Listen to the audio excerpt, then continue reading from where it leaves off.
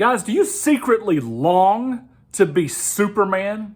Do you long to be the strongest man in the room? Do you long to be the guy that is seen as the one who is able to afford anything that he so chooses? Do you want to be the guy that is considered the smartest and the wisest all the time? Do you want to be the guy that can't be hurt because he's invincible? Well, you're pretty normal then, because that's what every man feels like. But if you want to fulfill that longing, I've got a simple equation for you. Be a good father. Now you are probably swirling, like, what does that have to do with masculinity and macho and self-fulfillment? Guys, think about this. Who is the man that cannot be hurt to a very small child? Well, he knows his daddy the best, and when he walks up and punches daddy in the leg, his daddy laughs.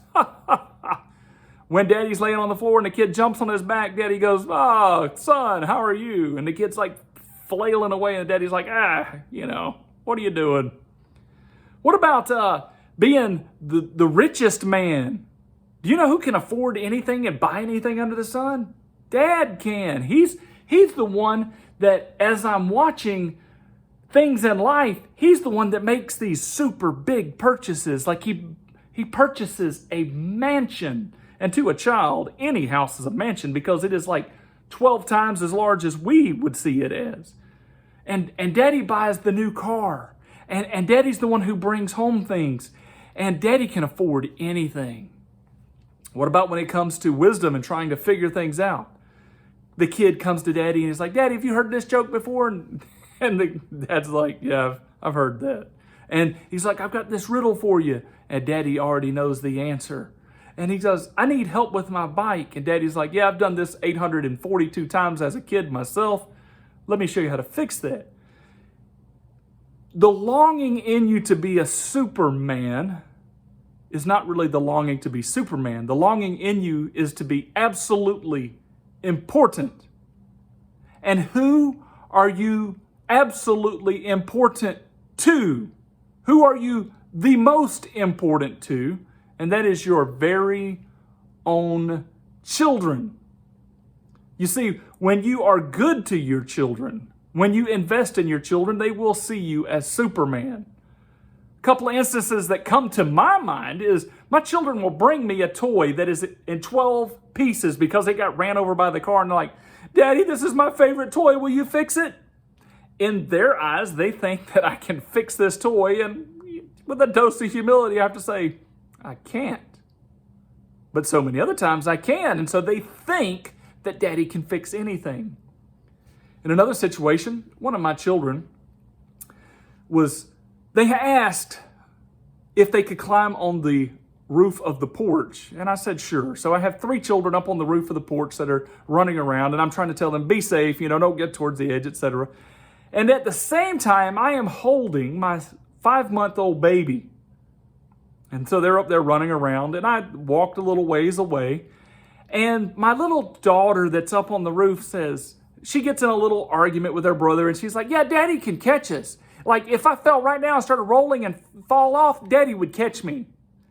That would have been impossible. I had this little baby in my arms, and I was thinking about what she said, and I thought that was so humorous and so cute that she had that much confidence in me, but there's no way I could dash 20-something feet and catch her with one arm while holding the baby in the other arm. I'd probably try it, but the reality of that happening, not so good. But my children, in their eyes, I'm Superman. One of my favorites as of recent was I was outside tearing apart an engine to rebuild. And as I'm tearing it down, one of my kids walks up and he looks at the parts in there and he sees how they go together, and he asks a couple of questions. And so I explained for him exactly how this piece worked. And his response was so humbling and so awe-inspiring. I am so tickled and thrilled to have been there to engage this. But my son said, "Daddy, did you invent that or somebody else?" I did not take credit for somebody else's work, but that my child would think so highly of me to think that I could have invented a motor for a vehicle, I'll take that. I'll take that joy. If you are good to your children, and if you do humbly explain to your children, I am not Superman, God gets credit for being Superman, your children will learn to love you. And since you were ahead of them in life, you were always going to be the one to whom they look up to, the one whom they admire.